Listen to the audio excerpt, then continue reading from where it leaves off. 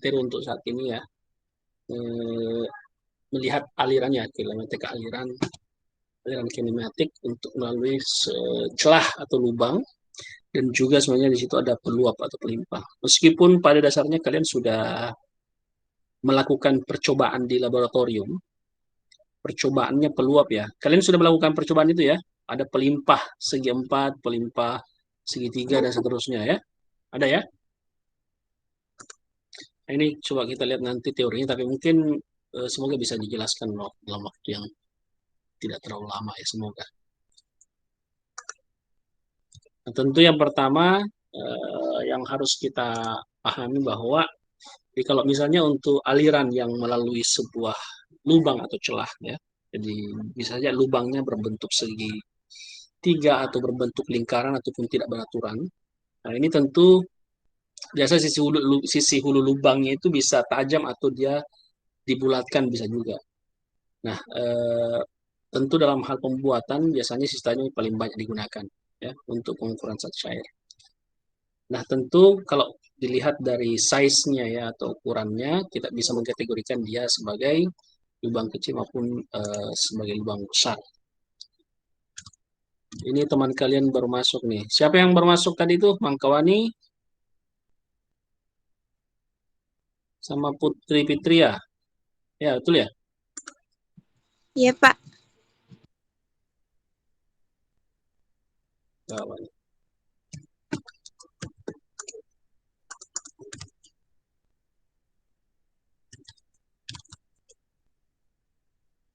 Nah, kita lihat di sini apa untuk lubang yang size-nya besar ya. Dan apabila sisi atas dari lubangnya itu berada di atas permukaan air, ya. Jadi jika sisi atasnya itu berada di atas permukaan air, maka tentu pada posisi seperti itu dia akan berfungsi seperti peluap kalau terjadi peningkatan muka air di dalam wadah, ya. Nah, tentu jika terjadi hal seperti ini, kita tingkatkan muka airnya sehingga airnya bisa melimpas melalui peluap, baik itu peluap segi empat ataupun segitiga. Kalian kemarin melakukan percobaan peluap itu untuk dapat apa sebenarnya di situ? Apa yang kalian lakukan di situ? Untuk mendapatkan, kalau kalian lakukan kemarin percobaan pelimpah di laboratorium, harusnya kalian tahu apa tujuannya kalian melakukan itu, ya. Jadi tujuannya kalian melakukan itu adalah mengetahui koefisien debit. Jadi ada CD yang kalian dapatkan di situ ya. Untuk mengetahui koefisien debit untuk setiap peluap. Dengan mengetahui itu akan memudahkan kita untuk mengetahui berapa debit yang lewat, berapa debit aliran. Tentu nanti akan kita lihat seperti apa. eh, Kenapa Ahmad Maulana? Kamu bertanya? Kau lihat raise hand ini?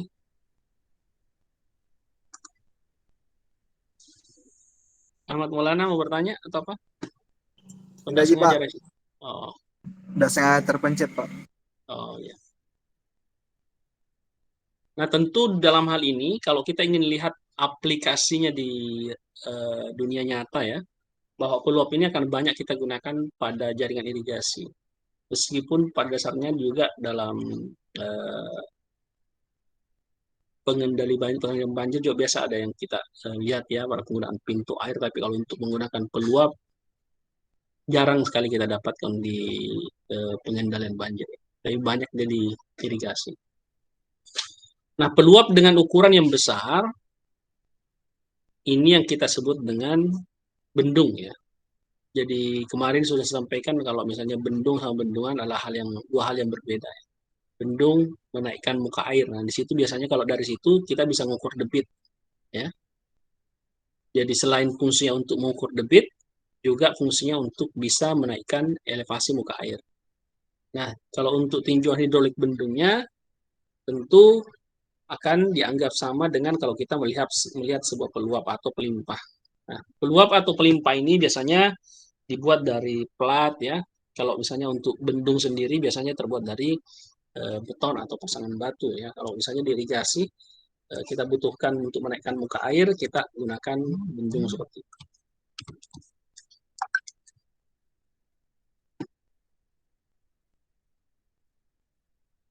Nah, sekarang kita lihat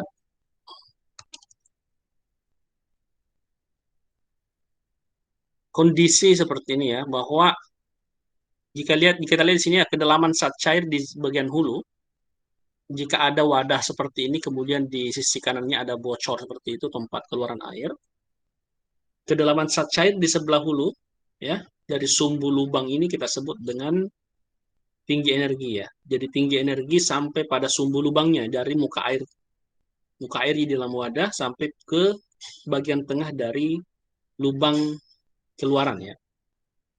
Nah, kita lihat ini bahwa pada aliran melalui lubang atau peluap, tinggi energinya ini bisa konstan atau berubah ya. Jadi dia bisa konstan atau berubah karena adanya aliran keluar. Jadi kalau misalnya dia konstan, tentu akan ada input lain yang masuk. Tapi kalau dia berubah, berarti tidak ada inputan lagi yang masuk. Kalaupun misalnya ada inputan, dia tidak sebesar debit air yang keluar dari lubang yang ada di situ. Ya. Nah, bila tinggi energi konstan itu, bila tinggi energinya konstan, maka kita sebut dia dengan alirannya steady atau mantap. Kalau dia tidak konstan atau mengalami perubahan, misalnya sampai pada kedalaman H kecil seperti ini, maka ini kita sebut dengan tak mantap atau unsteady. Jadi mengalami perubahan ya. Sekarang kita lihat bahwa ada yang kita kenal dengan koefisien aliran. Kemarin kalian belajar di pelimpah atau peluap, kalian belajar tentang koefisien debit. Kalian menghitung sebenarnya, tapi kalian mungkin karena cuma menggunakan rumus saja, tapi tidak betul-betul melihat secara detail bahwa apa koefisien atau parameter yang didapatkan dari hasil hitungan tersebut. Nah, di situ ada koefisien-koefisien aliran sebenarnya yang harus kalian pahami. Ya. Jadi kalau kita sebut bahwa partikel zat cair yang mengalir melalui lubang itu bisa berasal dari segala arah ya. Karena ada sifat viskositas atau viskos dari zat cairnya ya. Maka beberapa partikel itu mempunyai lintasan belok. Pada saat dia mengalami belokan, pada saat dia masuk ke sebuah lubang misalnya, dia akan mengalami penurunan energi atau kehilangan energi di situ. Akibat adanya viskos ya, akibat adanya kekentalan dari zat cair tersebut. Nah, setelah melewati lubangnya, jadi kalau misalnya tadi, kalau airnya sudah melewati lubang seperti yang ini, ya, maka setelah mengalami, dia akan mengalami konstruksi di situ. Jadi ketika air melewati lubang kecil seperti itu, dia akan mengalami konstruksi. Nah, ini bisa kita sebut konstruksi maksimum. Posisinya itu agak sedikit lebih ke sebelah hilir lubang. Jadi kalau konstruksi terjadinya maksimum itu terjadi pada sedikit sebelah hilir. Jadi ada sedikit jarak di situ, di mana pancaran itu menjadi kurang lebih dia horizontal. Ya. Jadi tampang dengan konstruksi. Nah, ini yang kita sebut dengan vena kontrakta. Jadi tampang di mana terjadi konstruksi maksimum setelah air keluar dari lubang, itu yang kita sebut dengan vena kontrakta. Ya. Nah, ini modelnya yang saya sebutkan tadi. Jadi ketika air keluar tadi dari lubang, ya, pada saat dia melewati lubang ini, dia akan mengalami pembelokan di situ sehingga terjadi kehilangan energi. Ya.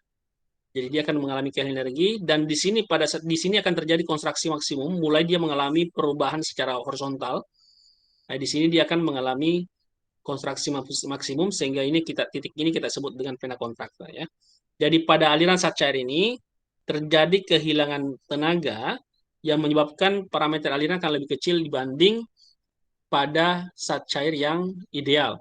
Ya, jadi karena akibat ada viskos, ada kekentalan seperti itu terjadi penurunan parameter yang lebih kecil. Nah, tentu ini dapat ditunjukkan oleh beberapa koefisien, yang antaranya ada koefisien konstruksi, ada koefisien kecepatan, dan ada koefisien debit. Jadi ada 3 koefisien yang kita lihat di situ. Ya. Nah, kita lihat di sini untuk koefisien konstruksi atau CC ya, kita sebut dengan construction coefficient, itu adalah perbandingan luas tampang aliran. Jadi pada vena kontrakta tadi itu jaraknya agak sedikit lebih ke hilir ya, di AC, dan luas lubang A yang sama dengan tampang aliran zat cair ideal. Jadi kondisinya ketika dia mengalami posisi normal, ya, dibandingkan dengan pada saat dia mengalami pena kontrak di titik pena kontrak yang mengalami kontraksi maksimum. Ya. Jadi di sini perbandingannya antara luas lubang tadi itu pada posisi pena kontrakta dibandingkan dengan luas lubang dalam kondisi cair ideal. Jadi tidak ada kehilangan energi. Kemudian koefisien kontraksi ini tergantung pada tinggi energi. Kalau disebut tinggi energi berarti ada 3 hal di situ ya. Tekanan, elevasi, dan kecepatan ya. Kemudian bentuk dan ukuran lubang dan nilai rata-ratanya itu sekitar 0,64. Kemudian perbandingan antara kecepatan nyata ya, kecepatan nyata pada pena kontrakta dan kecepatan teoritis itu kita sebut dengan koefisien kecepatan ya. Jadi posisinya seperti itu. Kemudian yang berikutnya, nilai koefisien ini tentu bergantung pada bentuk dari sisi lubang, apakah dia ditajamkan atau dibulatkan ya. Kemudian ini nilai rata-ratanya sekitar 0,97, tadi yang sebelumnya nilainya 0,64 untuk koefisien kontraksi, kalau ini nilai rata-ratanya adalah untuk koefisien kecepatan 0,97. Nah ini kalau untuk berikutnya ada juga yang kita sebut dengan koefisien debit. Ini yang kemarin kalian hitung di dalam pelimpah, yaitu perbandingan antara debit nyata dengan debit teoritis ya. Jadi di sini kita lihat bahwa untuk kecepatan nyata dikalikan dengan luas nyata aliran ya. Karena di sini ada perbandingan antara debit ya, berarti A kali V dengan luas lubang dikalikan dengan kecepatan teoritis dalam posisi saat cair ideal. Nah, pada posisi ini kita bisa mendapatkan nilai bahwa besarnya CD itu adalah perkalian antara koefisien kecepatan dengan koefisien kontraksi. Nah, ini kalau untuk debit sendiri biasanya nilai ratanya sekitar 0,62. Nah, sekarang kita lihat untuk berikutnya di sini untuk aliran melalui lubang ini ya. Kalau lubang kecil misalnya ya. Kalau kita lihat ini rumus yang ada di sini, kalian masih ingat rumusnya apa? Namanya? Ada Z, ada P, ada V. Rumus, ada yang ingat? Sering sekali saya sebut ini rumus ini. Zulkifli, masih ingat Zulkifli? Rumus apa ini yang di depan kalian? Persamaan Bernoulli, Pak. Ya, betul ya. Persamaan Bernoulli. Ini sering sekali saya sebut, Bernoulli. Karena kenapa dia melengkapi semua ya. Ini kalau kita bicara aliran energi, aliran air ya, banyak-banyak di sini lah. Ya. Nah, di sini kita lihat pusat lubang itu terletak pada jarak H dari muka air sampai kepada titik tengah lubang. Tentu kalau kita anggap ideal, pertama kali kita anggap ideal tentu tidak ada viskos di situ. Nah, kalau kita lihat posisinya seperti ini, berarti posisinya kalau misalnya Z1 plus P1 per gamma plus P1 kuadrat per 2G, ini kalau kita lihat untuk zat cair ideal, apa yang hilang di situ kalau dia masuk ke zat cair real? Ketika dia masuk ke zat cair real, apa yang harus ditambahkan? Ada yang ingat? Kemarin sudah dilakukan sebenarnya pada saat perhitungan ada kolam ya. Kemarin ada soal ya, ada soal di situ ada kolam A ke kolam B, airnya ngalir gitu. Kemudian ada perhitungan tinggi beda elevasi. Di situ kalian masukkan koefisien apa di situ? Kehilangan energi. Masih ingat nggak?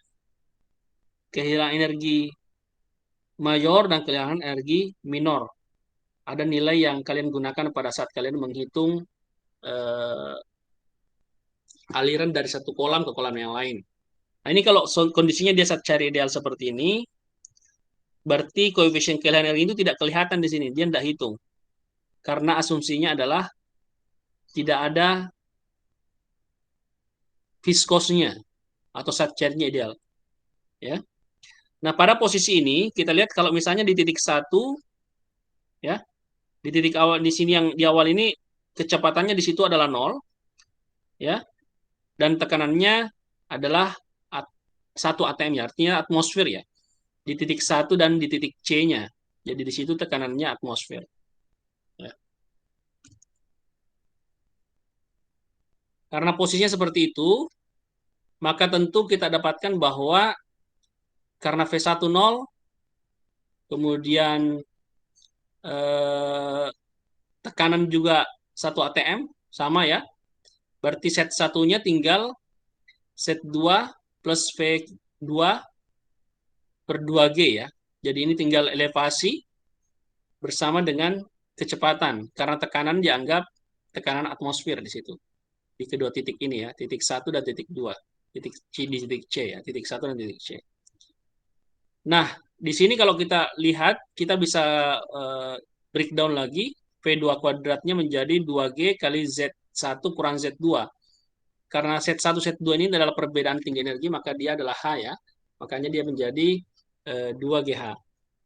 Nah, kalau para posisinya seperti itu, maka kita bisa mendapatkan kecepatan di titik kedua itu sama dengan ya di aliran ini sama dengan akar dari 2GH ya. Rumus ini tentu menunjukkan kecepatan aliran teoritis pada saat cair ideal. Jadi kondisinya ini tidak ada viskos di situ, tidak ada kekentalan ya. Kalau dalam saat cair real terjadi kehilangan energi akibat kekentalan yang disebutkan tadi adanya vena kontrakta ya. Nah, itu perlu dimasukkan koefisien kecepatan tadi sehingga rumus untuk VC ya, vena kontrakta itu yang C kali V2 ya. Jadi kita masukkan kecepatan nyatanya itu adalah koefisien kontrakta dikalikan dengan kecepatan di titik 2. Sehingga kita masukkan CC-nya tadi sendiri adalah CV ya. Dikalikan dengan akar 2GH. Jadi kalau misalnya tadi ada CC ya. Berarti kita masukkan nilai koefisien kecepatan di situ dikalikan dengan akar 2GH. Jadi koefisien kecepatan kita masukkan ke sini ya. Untuk memberikan efek real terhadap aliran. Karena kalau dia tidak masuk berarti tidak ada efek kekentalan di situ. Ya, jadi dia seperti zat cair yang tidak punya viskositas. Sekarang kita lihat debit aliran tentu adalah A kali V ya, artinya AC ya, A kontrakta dikalikan dengan kecepatan di kontrakta ya. Kemudian luas penampan titik C lebih kecil dari luas lubang dengan perhitungan koefisien kontraksinya, maka CC di sini AC per A kita masukkan ke dalam persamaan juga. Maka debit alirannya menjadi karena Q sama dengan A kali V ya. Jadi kita masukkan di situ CC koefisien kontrakta dikalikan dengan luas pena kontrakta di situ dikalikan dengan koefisien kecepatan dikali akar 2GH. Sehingga CC dengan CV, perkalian antara CC dan CV itu akan menjadi koefisien debit. Sehingga Q-nya menjadi CD kali A kali akar 2GH. Nah, inilah yang kalian dapatkan soalnya dalam pengujian pelimpah kemarin yang kalian lakukan. Ini persamaan ini dapat digunakan untuk mengukur debit aliran untuk semua zat cair dan berbagai bentuk lubang kecil. Namun di sini koefisien CD harus ditentukan melalui percobaan ya untuk dapatkan nilai koefisien debitnya. Ini ada contoh persamaan, ini ada contoh soal yang kita bisa lihat ya. Sini air, kita lihat sini air mengalir pada sebuah lubang dengan diameter 5 cm ya. Tinggi energi 10 meter. Dia tanya di sini debit nyatanya berapa, kecepatan nyatanya berapa pada pena kontrakta. Jika diketahui bahwa koefisien debitnya 0,6 dan koefisien kecepatannya 0,9. Nah, tentu kita hitung luas lubangnya dulu ya, 1/4 pi d kuadrat dapat sekian. Kemudian debit teoritisnya kita hitung berdasarkan rumus A kali V, A kali akar 2GH ya. Kemudian A-nya kan kita dapatkan tadi ini ya. Kita dapatkan nilai 27 liter per detik. Debit nyatanya, kita tinggal masukkan koefisien debitnya ke QI yang kita dapatkan tadi. Sehingga kita dapatkan nilainya yang debit nyata itu 16,5 liter per detik. Sedangkan kecepatan teoritis tinggal kita masukkan ke persamaan. Akar 2GH, 14 ya. Kalau ini kecepatan teoritis, kemudian kalau untuk nyatanya kita tinggal kalikan dengan koefisien kecepatan, kita dapatkan 12,6 meter per detik. Jadi selalu ada penurunan. Nah, itu penurunan nilai dari misalnya 14 ke 12 itu adalah efek kehilangan energi yang terjadi akibat adanya pengaruh kekentalan zat cair. Ya. Kemudian berikutnya untuk posisi untuk lubang terendam ya. Nah, di sini kita lihat apabila permukaan zat cair pada lubang keluar itu di sisi atas lubang ya, dia kita sebut dengan posisi dia terendam ya. Kemudian lubang terendam elevasi permukaan di sebelah hulu itu ada sumbu lubang untuk H1 dan H2 ya. Jadi misalnya kalau posisinya di sebelah kiri dan kanan itu terendam. Nah, tentu kita bisa menggunakan persamaan Bernoulli untuk melihat titik 1 dan titik 2. Nah, kita lihat di sini, oleh karena kita lihat di situ bahwa ketinggian misalnya ya, elevasi sama ya, antara Z1 dengan Z, kita samakan Z1 sama dengan Z2, V1 sama dengan, di P1 kecepatannya 0, kemudian P1 per gamma adalah H1 dan V2 per gamma adalah H2. Maka dari sini kita bisa hitung besarnya H1 plus di situ ya, tambah 0 ya, sama dengan H2 plus V kuadrat per 2G. Kalau di sini 0 kita dapatkan karena V1 di titik 1 itu adalah 0. Tidak ada kecepatannya 0 di situ ya. Jadi ada tinggi H1, ada tinggi H2, kemudian V2-nya adalah akar 2G kali H1 kurang H2 ya. Jadi kalau misalnya tadi kita masukkan untuk debit nyatanya, kita tinggal kalikan dengan koefisien debit dikalikan A, kita dapatkan nilai Q-nya ya. Kemudian di sini dia asumsikan bahwa koefisien kontraksi dan koefisien debit lubang terendah itu dapat dianggap sama dengan lubang bebas ya. Jadi posisinya seperti itu. Kemudian berikutnya untuk lubang yang besar ya, berbentuk misalnya kalau dia segi 4 dengan lebar B, ada lebar B, tingginya D ya, di segi 4 seperti ini. Yang ada debit aliran secara bebas keluar, kemudian tentu tekanannya atmosfer. Kemudian elevasi permukaan zat cair dalam pola itu konstan sebesar H misalnya ya. Ada dari sumbu lubang ya, kita hitung dari sumbu lubang misalnya sebesar H sampai pada permukaan zat cair. Kemudian kita dapatkan vena kontraktanya di CC. Kemudian sebanding dengan akar kedalaman pada setiap titik. Jadi dia akan sebanding ya pada kedalaman di setiap titik di situ. Kemudian debit aluran yang dapat dihitung tentu kita tetap memasukkan koefisien kecepatan dikali akar 2GH. Kemudian debit aliran dalam melalui elemen, kalau misalnya kita meninjau satu elemen kecil ya, berarti diferensial Q ya, debit dikalikan dengan sama dengan koefisien debit dikalikan dengan A DDH ya, B dikali DH akar 2GH.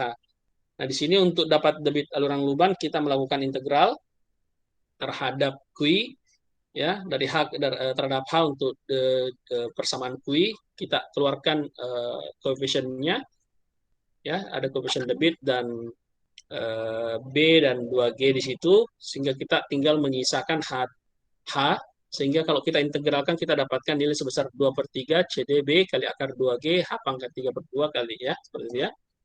Kemudian kita masukkan ini ke dalam persamaan. Jadi kalau misalnya apabila cair ini kita asumsikan punya kecepatan datang V0 ya, maka persamaannya ini kita bisa rubah menjadi 2/3 CD kali B kali akar 2G kali H2 plus V0 kuadrat per 2G dan dikurangi dengan H1 V0 kuadrat per 2G ya.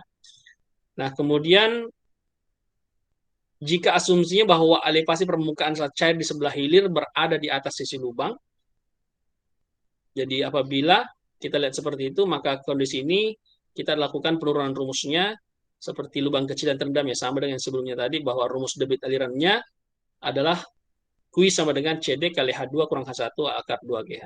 Jadi pada dasarnya treatment yang dilakukan terhadap lubang kecil dan lubang besar itu secara umum sama ya. Jadi modelnya seperti ini. Jadi kita lihat misalnya untuk gambar yang A, aliran melalui lubang terendam, dan yang B ini adalah terendamnya sebagian. Jadi kelihatan muka airnya berbeda ya.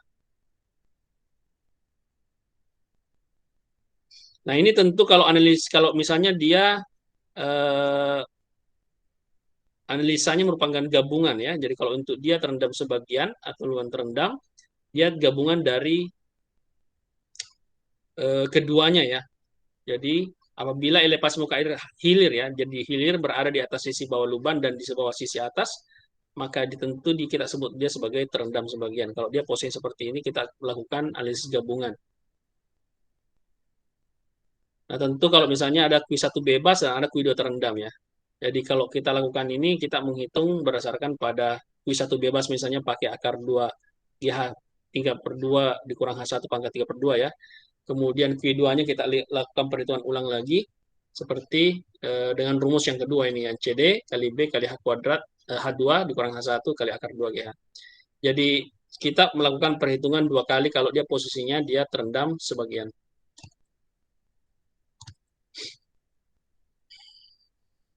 Ini contoh soal lagi. Kita lihat di sini lubang besar misalnya ada segi 4 ya. Lebarnya 1 meter, kedalamannya 0,5 meter. Kemudian dia mengalirkan air dari suatu tangki. Kemudian elevasi muka air dalam tangki adalah 5 meter ya. Jadi ada tinggi H-nya sebesar 5 meter. Tanyakan debit alirannya berapa jika diketahui koefisien debitnya 0,6.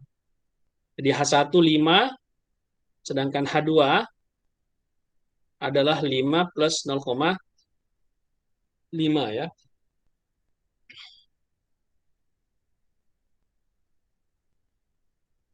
Kemudian debit alirannya kita hitung. Kita masukkan karena dia posisinya dia terendam ya. Jadi kita langsungkan perhitungan 2/3 CD kali akar 2G H pangkat 3/2. Kita masukkanlah nilainya, kita dapatkan besarnya Q1 ya. Sebesar 3,044. 3,044 ya. Jadi sebenarnya sangat simpel saja penggunaan rumusnya. Tinggal dimasukkan saja ke dalam persamaan yang sudah dihitung tadi. Selanjutnya untuk jika lubangnya berada di bawah ya. Jika tadi kalau kita lihat ini lubangnya berada di samping. Jadi misalnya suatu tangki tanpa lintasan logam A mengalirkan zat cair berlubang dengan luas A yang terletak pada dasar wadah. Nah, kalau dia posisinya dia sebenarnya pada saat dia ke samping sebenarnya posisi atau dasar perhitungannya sama saja. Jadi tetap ada koefisien kecepatan ya, ada koefisien debit yang kita masukkan ke dalam persamaan. Jadi misalnya kalau kita lihat di sini pada suatu saat permukaan di dalam tangki itu pada ketinggian H di atas lubang. Jadi misalnya kalau dia terus turun, maka kecepatan alirannya itu kita hitung dengan menggunakan rumus CV akar 2GH. Ini yang pakai kecepatan nyata ya. Kemudian debit alirannya adalah CD kali A akar 2GH. A-nya tentu adalah lubang yang ada di bawah situ ya. Kemudian dalam interval waktu tertentu terjadi perubahan volume seiring dengan perubahan debit setiap waktu. Ya, jadi kalau kita lihat, kita masukkan persamaan yang tadi V ya kali CD kali A akar 2GH dt. Kita masukkan untuk Q-nya tadi kan kita masukkan, kita substitusi masuk ke dalam dV sama dengan Q dt ya. Sehingga kita peroleh selama interval waktu dt, maka terjadi penurunan zat cair sebesar dH ya. Nah, misalnya dari ketinggian H awal. Sehingga didapatkan ada minus di situ menunjukkan pengurangan ya, pengurangan volume. Jadi di setiap perubahan volume itu adalah ada perkalian antara luasan dikalikan dengan perubahan tinggi energi ya. Nah, ini tentu tadi saya bilang tanda negatifnya menunjukkan pengurangan volume di situ. Dengan menyamakan kedua bentuk perubahan ya, maka kita bisa dapatkan minus ADH sama dengan CD kali A akar 2GH dt, sehingga diperoleh dt atau waktu ya, itu sama dengan minus A per CD kali A kali akar 2GH pangkat minus per 2 ya DH ya. Ini saya pikir matematika biasa saja ya. Nah, tentu kalau kita integralkan terhadap T, ya T sama dengan integral dt ya, kemudian kita masukkan ke dalam persamaan, kita dapatkan, kita integralkan terhadap H di situ, kita peroleh nilai waktu yang diperlukan untuk menurunkan zat cair dari ketinggian H1 menjadi H2. Kita dapatkan nilai sebesar minus 2A per CD, ya, kali akar R 2G H pangkat H2 seper 2 dikurangi H pangkat H1 seper 2. Nah, kalau kita lihat di sini karena H1 lebih besar dari H2, maka kita harus posisinya dibalik ya, sehingga dia menjadi plus di situ. Dan apabila tangki dikosongkan, maka H2 menjadi 0, sehingga persamaan itu menjadi tinggal satu saja. Di T sama dengan 2AH pangkat seper 2 dibagi dengan CD A akar 2G. Jadi sebenarnya ini yang penting adalah kalian memahami penurunan rumus untuk setiap kondisi yang ada di sini ya, untuk lubang ini. Ini ada contoh lagi. Misalnya ada kolam renang, ya, panjangnya 20 meter, lebarnya 10 meter, kemudian kedalamannya 1,5. Kemudian dilakukan pengosongan kolam dengan cara membuat lubang seluas 0,25 meter persegi yang diarah dasar kolam. Koefisien debitnya 0,62, ditanya waktu yang diperlukan untuk mengosongkan kolam berapa. Nah, di sini tuh kita hitung luas kolam tentu ya. Kemudian kita dapatkan 200 meter persegi, luas lubangnya adalah 0,25, kedalaman air awalnya adalah 1,5 karena total ketinggian ya 1,5. Waktu yang diperlukan tinggal kita masukkan ke dalam persamaan 2AH 1 pangkat seper 2 dibagi dengan CDA akar 2 per 2G ya. Dari situ kita bisa hitung berapa waktu yang diperlukan untuk mengosongkan. Itu di sini kita lihat adalah sebesar 11 menit 53,6 detik. Jadi sebenarnya kalau untuk ini saya pikir cukup mudah ya untuk dipahami. Nah, ini untuk peluap, di sini ada peluap, kita definisi. Tentu kalian sudah tahu kemarin fungsi peluap ya. Fungsi peluap kemarin itu kalian lakukan percobaan di laboratorium untuk mengetahui berapa debit yang lewat pada suatu pelimpah ya, dengan tentu setelah mendapatkan koefisien debit yang ada. Ini kemarin yang kalian lakukan. Ada elevasi muka air di hilir, kemudian ada elevasi muka air di hulu ya. Jadi ini peluap ini bisa kita bedakan menjadi peluap sempurna ya, dan ada peluap terendam ya, tak sempurna. Jadi untuk peluap disebut terjunan apabila muka air di hilir itu ya di bawah puncak peluap, jadi dia turun lebih di bawah puncak peluap, sedangkan peluap terendam jika dia masih berada di atas puncak peluap. Jadi kalau posisinya dia sudah lebih rendah, maka kita sebut dia dengan terjunan. Ini kemarin yang kalian lakukan, ada untuk peluap segi 4, ada segitiga, dan ada yang trapesium ya. Ada juga sebenarnya lingkaran yang kalian lakukan ya. Jadi kita lihat ada kedalaman dan seterusnya. Lebar, ini masing-masing tipe. Kemudian kalau kita lihat debit aliran yang melalui peluap segi 4 seperti ini, kalau kita lakukan analisis di sini, kita mengambil satu pias kecil pada kedalaman tinggi energi yang ada itu kita ambil DH ya. Tentu untuk luasan yang ditinjau tinggal B kali DH saja untuk luasannya ya. Jadi sama saja kalau tadi kita melihat ada lebar peluap, ada koefisien debit, kemudian dipandang suatu pias horizontal misalnya setebal DH pada kedalaman H dari muka air. Kemudian dengan persamaan Bernoulli kita menghitung itu. Nah, apabila di sebelah hulu peluap berupa kolam besar itu kita anggap bahwa kecepatannya adalah 0 dan tekanannya adalah tekanan atmosfer di tiap titik yang ada, maka tentu tersisa tinggal elevasi di titik 1 dan titik 2 bersama dengan kecepatan ya. Sehingga dari sini kita bisa dihitung V sama dengan akar 2GH. Jadi debit yang melalui pias DQ tadi ini misalnya V2 dikali DA itu akar 2G kali H kali B kali DH. Itu sama dengan B akar 2GH pangkat seper 2 DH ya. Dengan memasukkan koefisien debit, kita bisa melakukan memasukkan ke dalam persamaan tadi untuk DQ, maka masukkan di situ CD. Kemudian debit total yang melalui seluruh peluap kita integralkan dari H sama dengan 0 ya sampai pada H sama dengan H. Dari situ kita dapatkan nilai sebesar 2/3 CD kali B akar 2GH pangkat 3/2. Jadi rumus utama yang kita dapatkan ini adalah yang ini ya. Dan di sini dijelaskan bahwa apabila air yang melalui peluap mempunyai kecepatan awal, jadi jika dia punya kecepatan awal, maka rumus debit tersebut dia harus ditambah dengan tinggi kecepatan. Jadi dia harus otomatis mempunyai V kuadrat per 2G. Jadi kalau dia posisinya seperti itu, maka akan ada perubahan terhadap rumus yang di awal tadi karena ada kecepatan awal yang dimiliki ya, sehingga rumusnya menjadi sedikit berubah. Ada penambahan HA kecil situ. Kemudian ini yang saya bilang tadi, bahwa ada kecepatan, bahwa ada H, V kuadrat per 2G. Nah, ini kalau kita lihat sini ada peluap segi 4, lebarnya 2,5, mempunyai tinggi peluapan 40 cm. Ditanya debit peluapan berapa jika koefisien debitnya 0,2. Tinggal kita masukkan ke dalam persamaan, kita dapatkan nilai debit peluapannya sebesar 1,158. Jadi intinya berada di sini ya. Kalau kita sudah tahu koefisien debitnya, maka kita bisa menggunakan koefisien tersebut untuk menghitung berapa debit yang lewat pada sebuah pelimpah. Kalau dia segitiga, pada prinsipnya semuanya sama saja, cuma di sini ada perubahan sudut ya. Di situ ada perubahan sudut alfa. Kita lihat posisinya semuanya sama saja ketika kita melakukan percobaan tadi. Penurunan pun sama, tapi untuk untuk segitiga ini dia akan menghasilkan nilai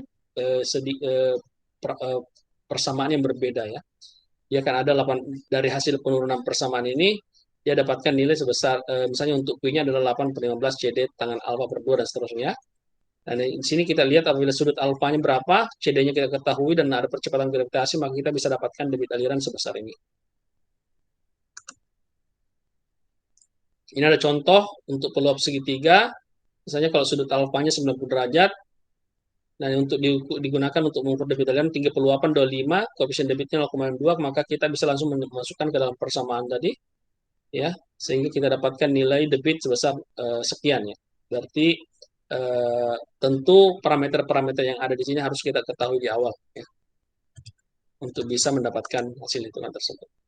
Sama saja kalau kita trapesium. Kalau trapesium soalnya ada dua, bisa gabungan antara segi 4 dan gabungan dari segitiga. Jadi gabungan antara segi 4 dan segitiga itu menghasilkan trapesium. Jadi rumusnya pun yang digunakan dia akan menjumlahkan keduanya. Ya. Jadi modelnya seperti itu. Ini kalau untuk ambil lebar, saya pikir ini bisa kita lewati ya. Nanti saya share materinya ke kalian. Kalau ada yang kalian tidak paham, silahkan bertanya ke saya atau japri saya untuk memperjelas. Nah, saya pikir mungkin itu saja yang sempat saya sampaikan ke kalian untuk malam ini. Ini sudah pertemuan 13, masih ada satu kali pertemuan. Saya berharap sebenarnya kalian masih sempat saya ajarkan software EPANET ya, untuk minimal kalian bisa menggunakan itu untuk melakukan perhitungan jaringan pipa, karena kalau kita melakukan secara manual itu lama, kalau kita gunakan EPANET itu akan membuat kita sangat cepat mengerjakan dan bisa menggunakan itu pada saat kita diminta untuk mendesain jaringan pipa, pada saat kalian mungkin sudah selesai setelah selesai. Saya pikir itu saja.